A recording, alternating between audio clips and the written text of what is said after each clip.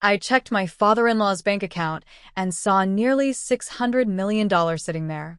For a moment, I thought, this money is all mine now. I don't need anyone else. But reality hit hard. My kind father-in-law had just passed away, and I was still grieving his loss when my husband blindsided me. Without a trace of sympathy, he casually announced that he wanted a divorce. It turned out his true nature had been hiding in plain sight. Now that he had access to his father's $600 million inheritance, he saw no reason to keep pretending. To him, I was nothing more than an ATM, a convenient placeholder until his lavish, work-free life could begin. While I'd noticed glimpses of his selfishness before, I never imagined he could stoop this low. Anger surged through me as I clenched my fists, furious at myself for being so blind in this marriage. I could have dealt with the betrayal, but hearing him speak so callously about my late father-in-law, someone so kind and generous, was too much to bear. "Fine," I snapped. "Hand me the divorce papers." I grabbed them from his hands, signed without hesitation, and flung them back at him. "There. The rest is up to you," I said coldly. "Leave it to me," he smirked, his smugness on full display. He even offered to send my belongings to me. I didn't bother responding. Instead, I walked past him, determined to leave not just the room but this entire chapter of my life behind. I walked out of the living room and left the house without a second glance. Deep down, I knew John would regret divorcing me. Sure enough, later that day, he called me in a panic. That's when I calmly explained the truth. The $600 million was nothing more than a fantasy. Let me introduce myself properly. My name is Mary, I'm 45 years old, and I work in sales. My husband, John, is also 45. He used to work in sales too, but now he stays at home. There's a story behind why he became a homemaker, but to explain that, I need to take you back to my first marriage. This is my second marriage. My first husband passed away in a work accident 5 years ago, leaving me a widow. Between his life insurance and severance pay, I received about $600,000. Since my first marriage happened later in life, when I was 33, we didn't have any children. I inherited the money along with my late husband's parents, my ex-in-laws.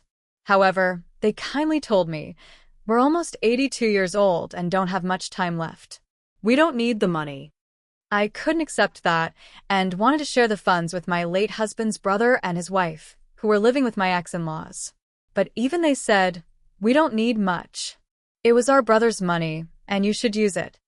In the end, they only took a small portion of the money, leaving me with the rest. That decision shaped the course of my life, and eventually my second marriage. After paying a significant amount in inheritance taxes, most of the money ended up with me. Between that, our savings, and my steady job, I became fairly well off by the time I turned 41. But none of it mattered. Sitting alone at home, staring at the numbers in my bank account, I felt an emptiness no amount of money could fill. Every time I came home from work, the silence was deafening. There was no one to greet me, no one to talk to. The bed beside me remained perfectly untouched, just as I had left it before I fell asleep. The worst moments came in the mornings, like the time I accidentally made breakfast for 2 out of habit. Taking a bite of the second piece of toast, I thought, this must be what it feels like to have a hole in your heart. I wanted to take time off to grieve, to sort through the pain, but I couldn't. Work was the only thing keeping me grounded, so I forced myself to go back, carrying this void inside me every single day. More than anything, I yearned for someone to talk to, someone who would just listen. That someone ended up being my current husband, John. When I first opened up to him about my husband's passing and how I had needed time off to cope, he looked at me with a sympathetic expression and said, "I'm sorry if I caused you any inconvenience." I quickly shook my head and replied, No. It wasn't an inconvenience at all. Besides, My husband was a lucky man to have someone who cared for him so much," John said softly. "I'm sure he was very happy." Then, almost hesitantly, he began sharing a bit about himself. "As for me," he admitted, "I'm terrible at relationships. Even when I date someone, it never lasts. I get dumped pretty quickly. I know it's because of my careless personality, but it's hard to change who you are, you know?" John and I had been business acquaintances before we started getting to know each other more personally. I already knew he was a cheerful and approachable person. So when I visited his company one day, I ended up sharing my story with him. It was uncharacteristic of me. I never poured my heart out to anyone, especially about something so dark and heavy. But instead of being put off, John just listened quietly. When I was done, he lightened the mood with some playful jokes, his kind words and warm smile easing the ache in my heart just a little. His presence felt comforting, and over time, he became someone I could confide in. We started meeting outside of work, often talking for hours. He quipped.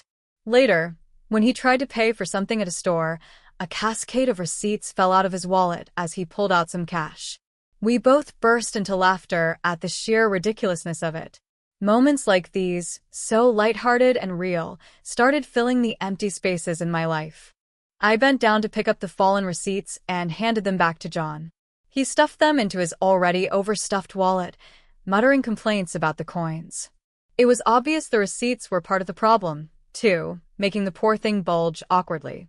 "You're like a kid, John," I teased, shaking my head. "What?"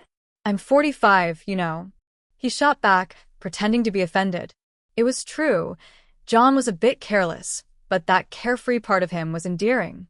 Watching him, I found that the hole in my heart, the emptiness I had carried for so long, was starting to close. We continued meeting privately, sharing more of our lives with each other. A year later, John told me he had feelings for me. I was torn. It had only been a year since my late husband had passed away. But in my heart, it felt as if my late husband was gently encouraging me, saying, "Don't stay stuck. Move forward." With that in mind, I decided to give love another chance and began dating John. People around us had their opinions, of course. Some were supportive, others less so. But making that decision to move forward became a turning point for me. It was the first real step I took toward healing. Just a month into our relationship, though, John brought up something that gave me even more to think about. "Shouldn't we get married?" he asked one evening. "Given our age, it's better to decide sooner rather than later." This time, I didn't hear my late husband's voice reassuring me or guiding my decision. Instead, I felt something else, like he was telling me to trust my own intuition and keep moving forward. So, I listened to that quiet but growing confidence within me.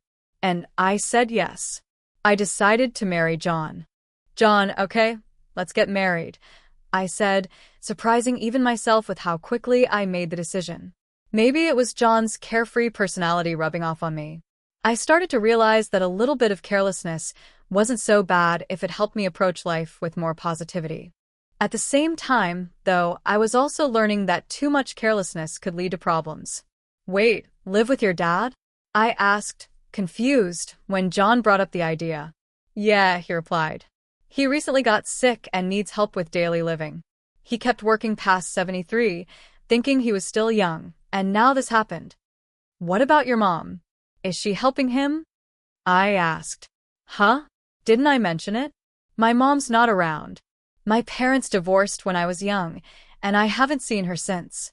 "This is the first I'm hearing of it," I said, my voice tinged with frustration. "Sorry, don't be mad," John said quickly. "It's just a heavy topic, and I didn't think it was the right time to bring it up when we weren't sure about getting married yet. I figured I'd tell you later. Even if you put off talking about living together, you could have at least mentioned something about your parents," I said, trying to keep my tone calm. "I would have known that living together might even be an option." John shrugged and said, "Well, let's not sweat the small stuff. Just meet my dad first and then decide. If you're okay with living together, we'll figure it out." "And if I say I'm not okay with it?" I asked, raising an eyebrow. "Then we'll figure it out," John said with his usual easygoing smile. But I couldn't bring myself to smile back. "It's not that I don't want to marry you just because I don't want to live together," I said quietly. "I just wish you'd told me these important things earlier." I had thought John's carefree attitude was a positive thing, but now I was starting to see how frustrating it could be when it came to serious matters. Still, I agreed to meet his father, as John suggested.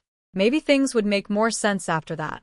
When we arrived, I was struck by the size of the house. Your house is pretty big, I said, trying to keep the conversation light. Just a bit, John replied casually. It's just me and Dad here, so we have some extra rooms. If you move in, you can use any of the spare ones. His words didn't do much to ease my nerves. I was about to meet his father for the first time, and the anticipation made my stomach twist. Ignoring my feelings, John walked confidently to the gate, opened it, and strolled toward the front door. The house was 3 stories tall, slightly larger than the neighboring homes. It seemed almost too luxurious for just 2 people. As I took in my surroundings, I caught John muttering under his breath, "Dad's so stingy. He should have built a bigger house." I didn't have the presence of mind to ask what he meant by that. I was too focused on the moment about to meet his father. My heart raced as we stepped inside. "Dad, I brought her," John called out, his voice echoing through the house. "This is Mary," John said, introducing me. "Nice to meet you," I said politely, bowing my head slightly. "Sorry to greet you from bed," John's father replied, his voice steady but slightly weary. "It's been hard to move around lately. Please don't strain yourself," I said, trying to sound reassuring. With John's help, his father propped himself up. He wasn't completely bedridden and could get up and walk slowly with assistance. Despite his physical limitations, he seemed much sharper than I had anticipated. "So, Mary, I hear you're in sales for office equipment," his dad began, his tone conversational but precise. "With a move to paperless offices, selling hardware must be getting tougher, right?" "Yes," I admitted, impressed by his awareness of the industry. Industry-wide, equipment sales have been declining for about 11 years. Companies are focusing more on new services or expanding their businesses to adapt. "Well," he continued, "considering the domestic market for office equipment is nearly saturated, you'd have to look at countries where demand for such equipment still exists. Or perhaps focus on new services like IT integration. Isn't there something called MPS? Managed Print Services, right?" I blinked in surprise. The conversation had taken such a natural turn into work-related topics that I completely forgot I was speaking with my future father-in-law. Without thinking, I switched into professional mode. "Yes, MPS is a growing area," I replied, leaning forward slightly as I spoke. "It combines traditional equipment sales with service models that integrate IT solutions, so it's definitely one of the directions we're exploring." His eyes twinkled with interest as we continued to discuss the changing landscape of the industry. For a moment, it felt less like an introduction and more like a thoughtful exchange between colleagues. His father didn't press too hard on the topic of marriage, which I appreciated. It seemed like he was being considerate of my feelings, knowing I was still adjusting to the idea. After just a few minutes of talking, I found myself genuinely respecting him. He was sharp, thoughtful, and clearly someone who valued meaningful conversation. I began to understand why John referred to living together as small stuff. He probably knew I wouldn't have much of an issue with his dad, and now I could see why. About 30 minutes into our conversation, his father shifted slightly and said, "My back's starting to hurt. Sorry to cut this short, Mary, but I need to rest. Please take care of John, he's quite the chatterbox." "Sure, I will," I replied automatically. Then I wondered, is sure even the right response? It felt casual for a request that carried a deeper sentiment. It seemed like his father ended the conversation early to avoid burdening me, which made me respect him even more. I would have liked to talk with him longer, but I didn't want to tire him out. Feeling a little disappointed, I left the house with John. On the way back, John began sharing more about his dad. "Dad's a serial entrepreneur," John said. "A serial what?" I asked, confused. "Serial entrepreneur," he repeated. "He starts companies, grows them, and then sells them. He's done it multiple times." "You can just buy and sell companies like that?" I asked, surprised. "Well, yeah," John said casually. "Selling even one company involves millions of dollars." I was stunned. For someone with such a laid-back personality, John's father clearly had a remarkable track record. "Starting and growing a company also takes a lot of money, so the sale isn't all profit," John explained. "But still, Dad's pretty well off. He just doesn't like to spend it. He could build a mansion that would make jaws drop, but he doesn't. Don't you know much about his work? I asked, curious. Not really, John admitted. He doesn't talk much about work or money. He never hired me for any of his companies or taught me how to make money, either. Honestly, living at home is the only way he spoils me. Though, if he's got so much money, he could spoil me a little more, don't you think? I smiled faintly. Your dad probably has his reasons, I said, though I couldn't help but admire his father's impressive accomplishments. It was clear he'd achieved a lot in his life, and I could see how that might make John feel overshadowed. Growing up with a father like that, it wouldn't be surprising if John had been compared to him constantly. It made sense that he'd have some complaints. By the way, I ventured cautiously, why did your mom leave? Your dad seems so kind. It's hard to imagine their marriage not working out. John's expression darkened slightly. Mom spent a lot and wanted an easy life, he said bluntly. After the divorce, people only ever came after Dad for his money, so he decided never to marry again. He just focused on work instead. With that much money, I started, then hesitated, not sure how to finish the thought. It was sad to think that someone with such incredible success had chosen to live a more solitary life, protecting himself from the pain of shallow relationships. Could have spent a bit, don't you think? John said, finishing my thought.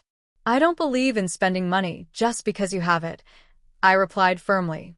From what John had told me, it seemed like his mom relied heavily on his father's money, and I couldn't agree with John on this point. Still, I understood that his words probably came from feeling inadequate compared to his father. Later, John and I sat down to discuss the logistics of living with his father.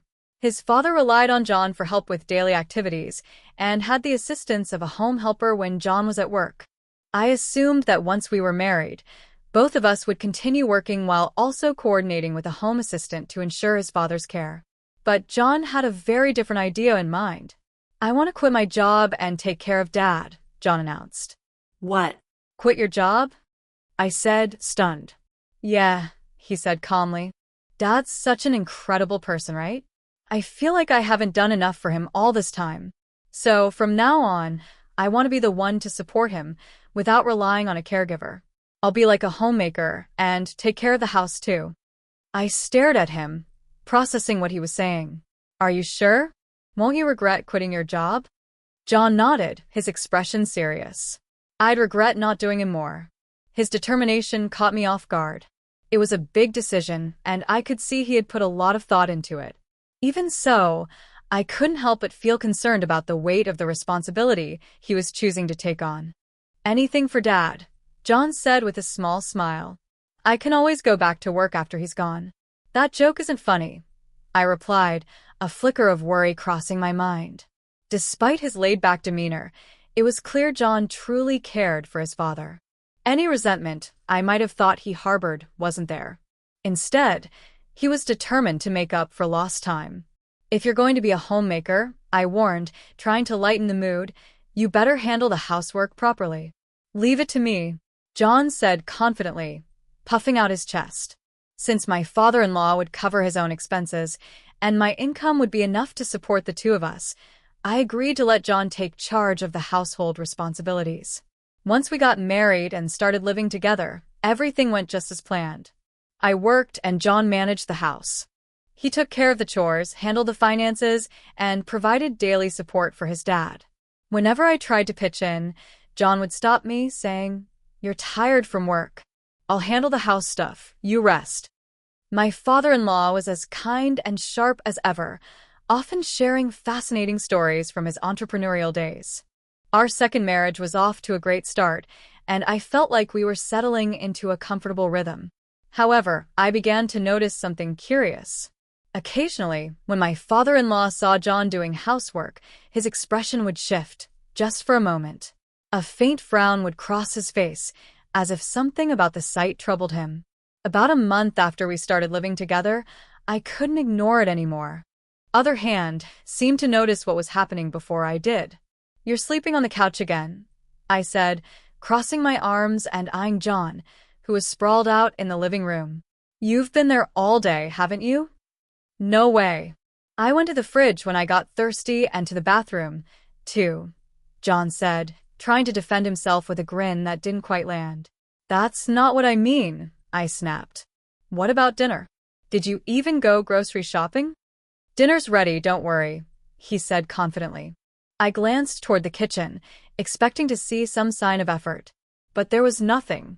The stove was cold, the counters were spotless, and the only thing on the dining table was an empty takeout container. It didn't take much to piece it together. Before I could say anything, the intercom buzzed, and John leapt up with his wallet, heading to the door. Perfect timing, he said cheerfully, clearly retrieving another delivery. I was stunned. John had started off strong, taking care of everything around the house for the first 3 weeks. But after that, he gradually stopped doing anything, leaving the cooking, cleaning, and laundry entirely to me. It hit me like a ton of bricks. This was what John's careless personality really meant. He'd been caught up in the novelty of being a homemaker, but couldn't maintain the responsibility once the initial excitement wore off. I felt foolish for not seeing it coming. Meanwhile, my father-in-law had observed it all in silence. Though he rarely commented, his occasional frowns when John slacked off now made perfect sense. I realized he likely disapproved, but chose not to intervene, perhaps out of respect for our marriage. But I couldn't help wondering how long I could keep picking up the slack without saying something. Awkward silence. I decided to steer the conversation in a lighter direction. It's really okay, I said gently. I'll talk to John about pitching him more. He's not hopeless, just a little, distracted sometimes. My father-in-law gave a small, knowing smile and nodded. That's kind of you to say, Mary. I've tried to correct him for years, but, you've seen how he is. As John began to slack on his duties around the house, it became clear that his father had seen this coming from the start. Those disapproving frowns he'd shown when John was doing housework made perfect sense now. He must have predicted that John's enthusiasm would fade quickly. When John shirked his responsibilities, my father-in-law started apologizing to me more frequently. That boy is so careless, he would say, shaking his head. I'm really sorry, Mary. I hoped he'd step up and become more responsible after getting married, but it seems he's just causing you trouble. If he becomes a burden, feel free to kick him out. I wouldn't do that, I reassured him quickly. Really, it's okay. I'm sorry I couldn't teach him better, but he's just he said, trailing off with a sigh. It's okay, but he isn't neglecting to help you, right? I asked, concerned. No, he does help me. At least a little, my father-in-law replied, but there was something in his expression, a flicker of hesitation. I couldn't tell if he was holding back to spare me from worrying, or if he was genuinely trying to downplay the situation to avoid conflicts between John and me. I felt a pang of guilt. I'm sorry, I said quietly. No, Mary, he replied firmly. You don't need to apologize. He paused for a moment, then added softly, sorry. That one word, spoken with so much understanding, hit me harder than I expected. He knew exactly how I was feeling, and in that moment, we both understood each other without saying anything more. There was an awkward silence between us after that, but I decided not to let it linger. Changing the subject, I asked him about his favorite meals, thinking I might try cooking something special for him later. His face lit up, and for the first time in days, the tension between us melted away. Even installed a brand new water heater, along with several upgrades I hadn't even imagined. The bathroom looked like it had come straight out of a luxury home magazine. Wait, what's this? I exclaimed, my jaw dropping as I stepped inside. Oh, I called a contractor I know, my father-in-law said casually, as if he hadn't just orchestrated a complete transformation. Figured we might as well do it properly, if we're fixing something. I stood there, stunned. I just mentioned checking the water heater. I wasn't expecting all this. He smiled warmly. Well, you work hard, Mary. I thought you deserved something nice. Plus, it'll make things easier for you to clean, won't it? The new tub and shower weren't just functional. They were designed with special coatings to resist grime, while the floors and walls were made from materials that looked beautiful and required less maintenance. The drain had been redesigned to avoid clogs, and the water heater was state-of-the-art. Every detail showed thoughtfulness and care. I was overwhelmed, not just by the changes but by the intention behind them. My father-in-law, despite the challenges of his health and his own quiet struggles with John's behavior, had gone out of his way to make my life easier. "Thank you so much," I said, touched by the gesture. He waved a hand dismissively. "It's nothing. Just one of those end-of-life planning things," he joked, lightening the mood. "You've been so kind, Mary. This is the least I can do." Though the situation with John still lingered in the background, moments like these reminded me that my father-in-law genuinely appreciated me. His thoughtful actions helped bridge the gap created by the tension and gave me the strength to keep trying to make things work. A company that focused on the kind of seafood I personally enjoy, my father-in-law explained, a nostalgic smile spreading across his face. I blinked in surprise. "Wait, so you started a seafood company in Germany, built everything from the ground up, and didn't even think about profitability?" He chuckled. "That's right.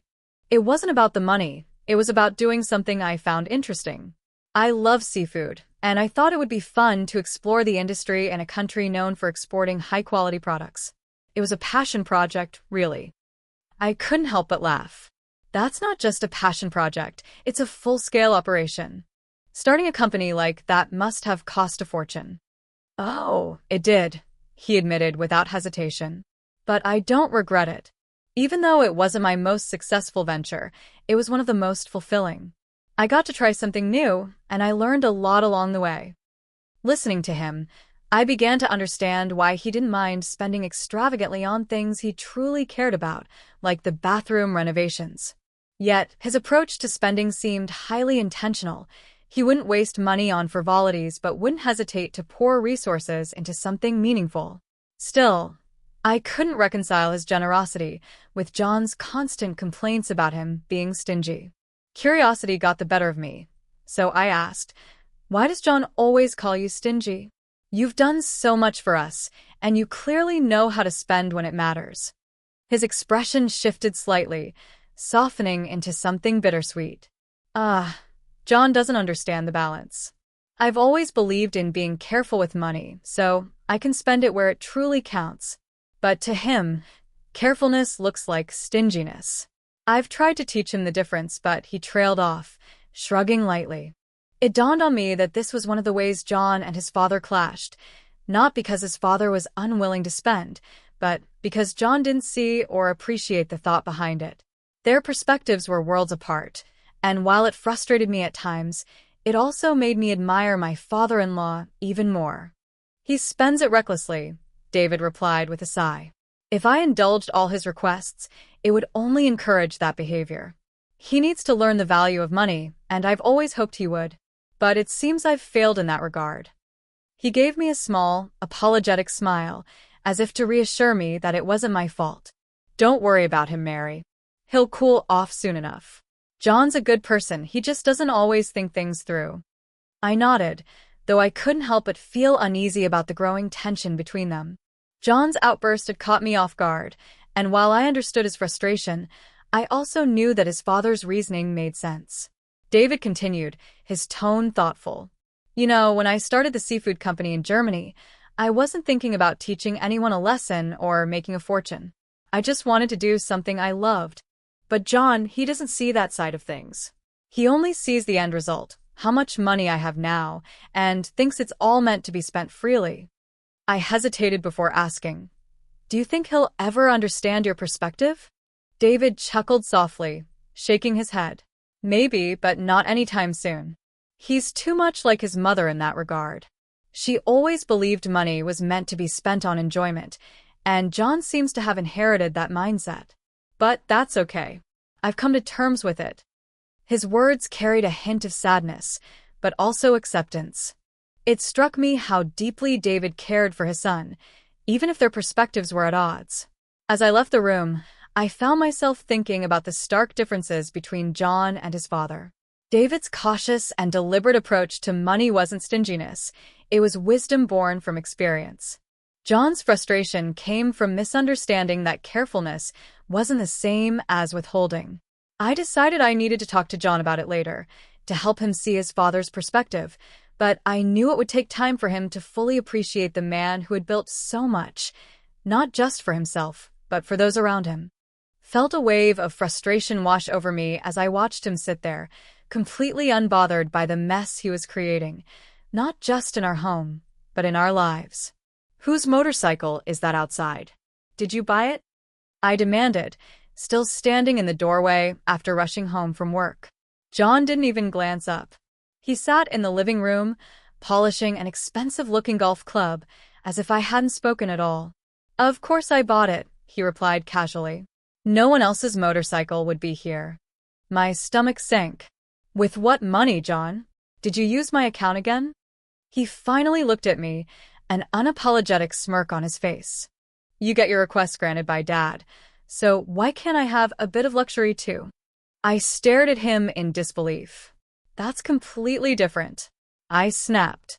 First of all, I didn't request anything extravagant.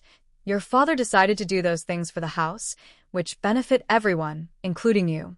Second, you're spending my money without even asking. John shrugged, his nonchalance infuriating me further.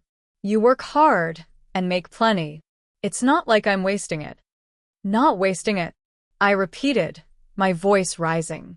You've bought a motorcycle, golf clubs, and who knows what else, all while ignoring your responsibilities around the house. Do you even hear yourself? The man I thought I had married, the one who'd been diligent and caring during the first weeks of our marriage, felt like a stranger now. I realized that his enthusiasm as a homemaker had been short-lived, and what I was seeing now was his true self. It wasn't just the laziness or the spending, it was the utter lack of respect for me, my efforts, and our marriage. I had tried to be patient, to understand him, but this was too much. John, I said, my tone firm. This can't continue. If you're going to live here and rely on me, you need to contribute financially and around the house. I'm not going to keep carrying you like this. Instead of responding, he picked up the golf club again and started polishing it, as if my words didn't matter. My patience was wearing thin, and I knew I had to make a decision soon, for my own sanity. Husband's unreliable care. Still, the situation left me drained. When we got married, I had trusted John enough to say, if my salary isn't enough for our living expenses, feel free to use the money in my account. It was a decision I deeply regretted now. After taking back my bank book and checking the balance, I discovered he had spent nearly $50,000 in just 3 weeks. The realization hit me like a punch to the gut. I had been completely fooled. John's responsible, caring facade had shattered, and in its place was someone selfish and reckless. It was an expensive lesson, but one that taught me I couldn't trust him anymore. Naturally, thoughts of divorce began swirling in my mind. But every time I considered it, one thing stopped me. David, my father-in-law. I couldn't bear the idea of leaving him in John's care. David deserved far better than to be neglected by someone as lazy and self-absorbed as a son. With a heavy heart, I erased divorce from my list of options. John seemed to sense that I wasn't going to leave him, and instead of improving, he grew even more arrogant. Hey, can't you come home earlier? I've been waiting for dinner all this time, he grumbled one evening, sprawled across the living room sofa like a king on his throne. I stared at him, biting back my frustration. You've been waiting? For me to cook dinner? Yeah, isn't that obvious? He replied, barely lifting his head. He had turned the living room into his personal nest, hardly moving except to complain or indulge his whims. Housework? Forget it, he didn't lift a finger. Watching him, I found myself questioning everything. What does being a homemaker even mean anymore? I muttered under my breath. The irony wasn't lost on me. John had insisted he didn't want to rely on a home assistant, claiming he wanted to be a good son and take care of his father himself. But here we were. He had quietly hired a caregiver again, leaving the real responsibility to someone else. Strangely, though, this gave me some relief.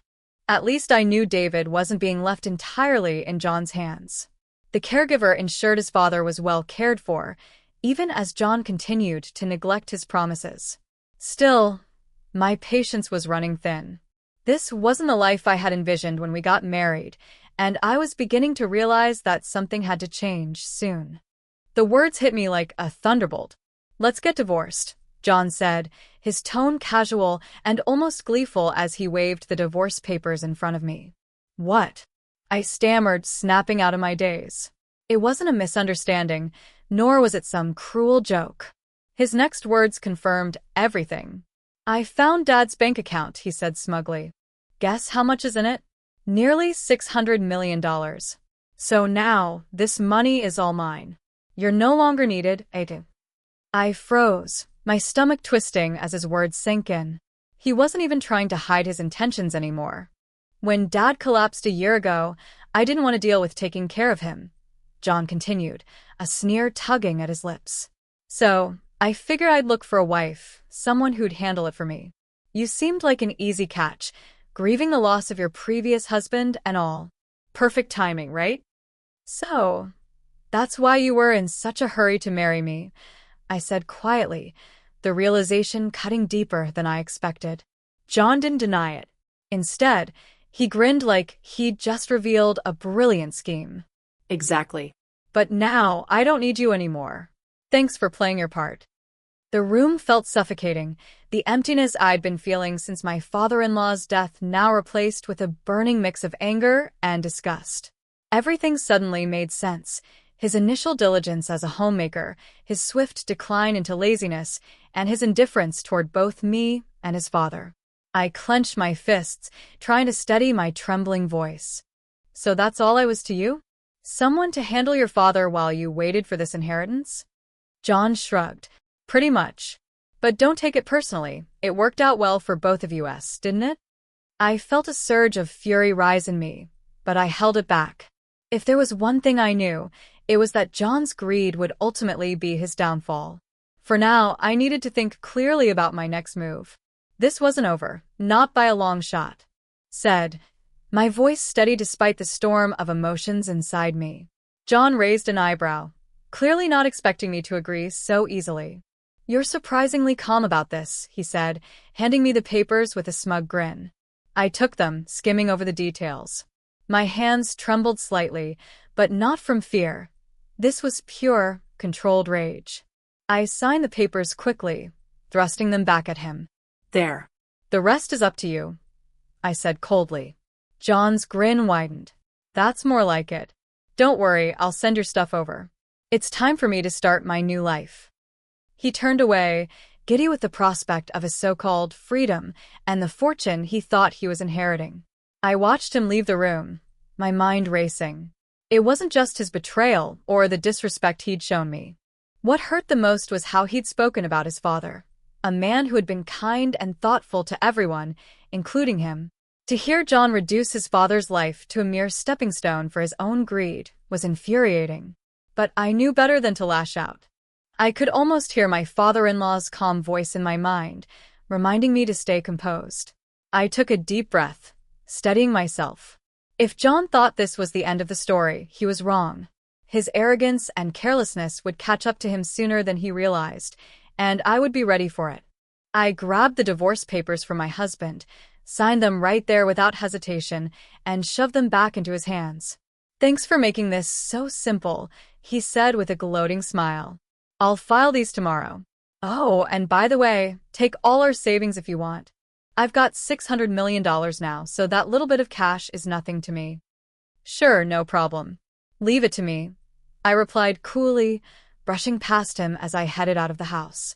As I walked away, my anger began to dissipate, replaced by an almost uncontrollable urge to laugh. My husband had no idea what was coming. That $600 million he was so smug about? It was nothing more than a fantasy. A few days later, while I was staying at a hotel and searching for a new place to live, my phone rang. I glanced at the screen. It was my now ex-husband. I hesitated but picked up. "What the hell did you do?" he yelled as soon as I answered. His voice was so loud I instinctively pulled the phone away from my ear. He was clearly panicking, and I stayed calm. "I think I know what this is about," I said evenly.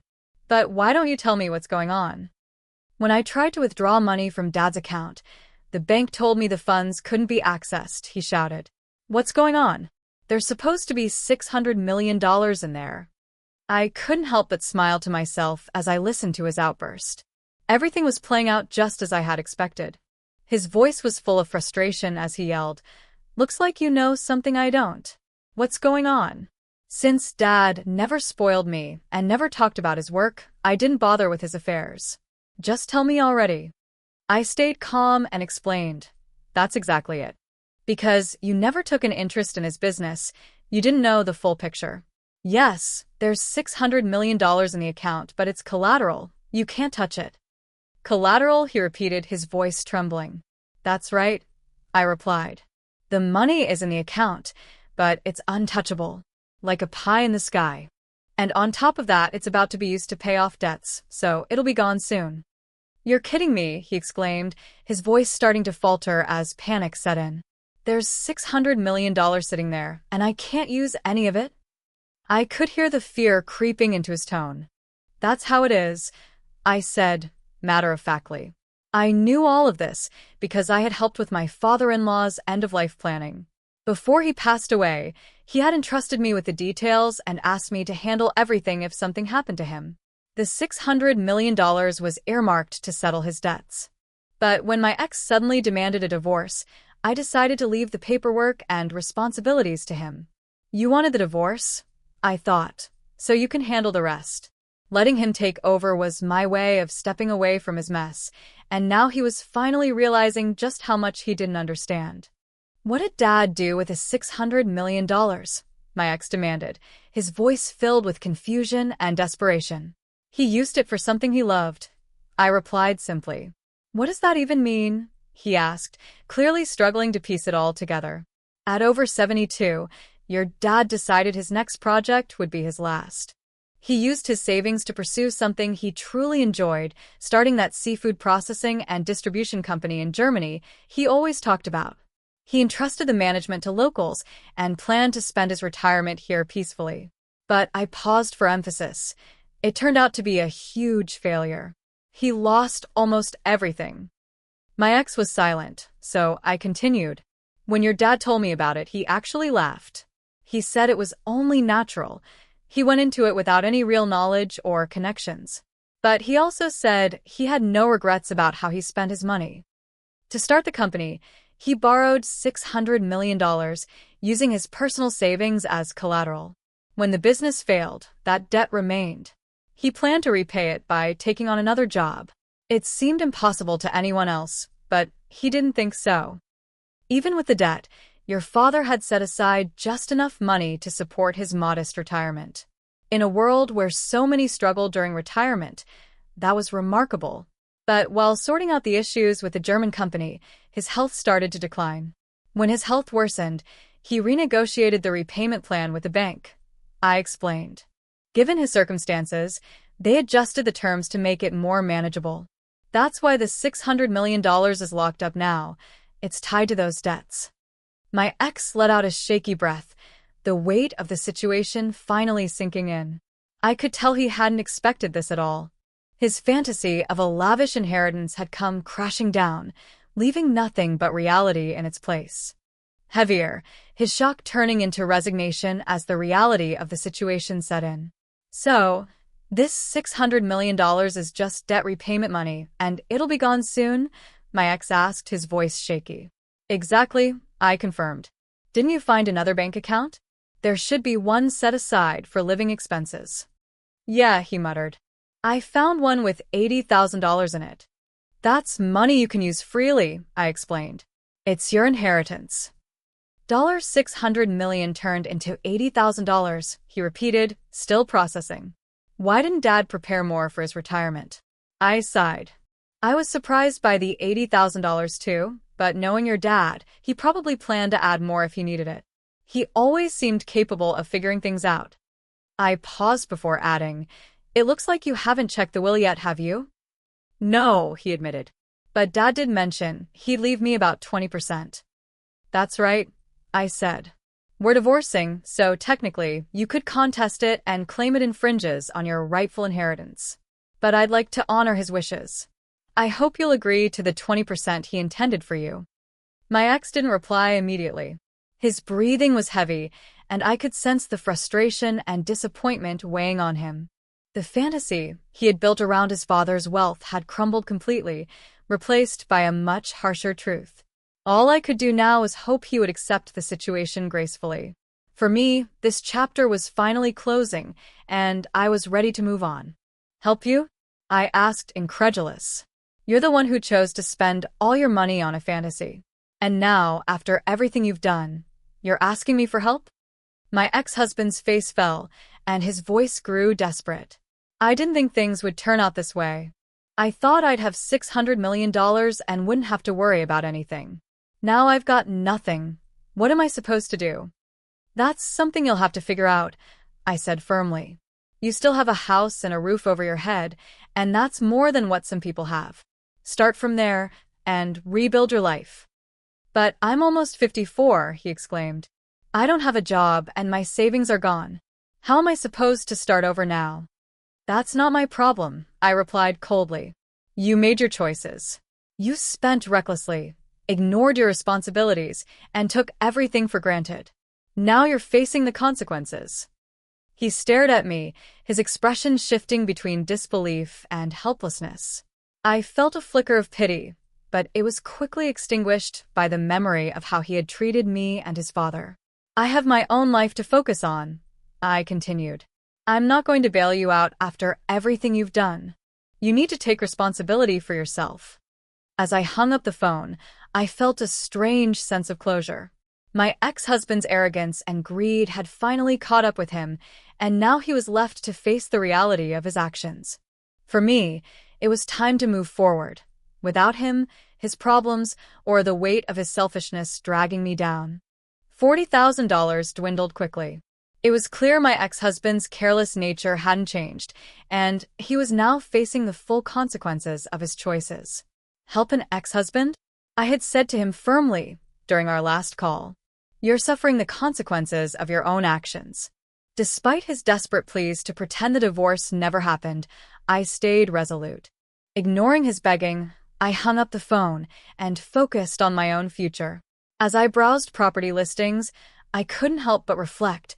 A careless personality may seem harmless at first, but in the end, it brings nothing but trouble.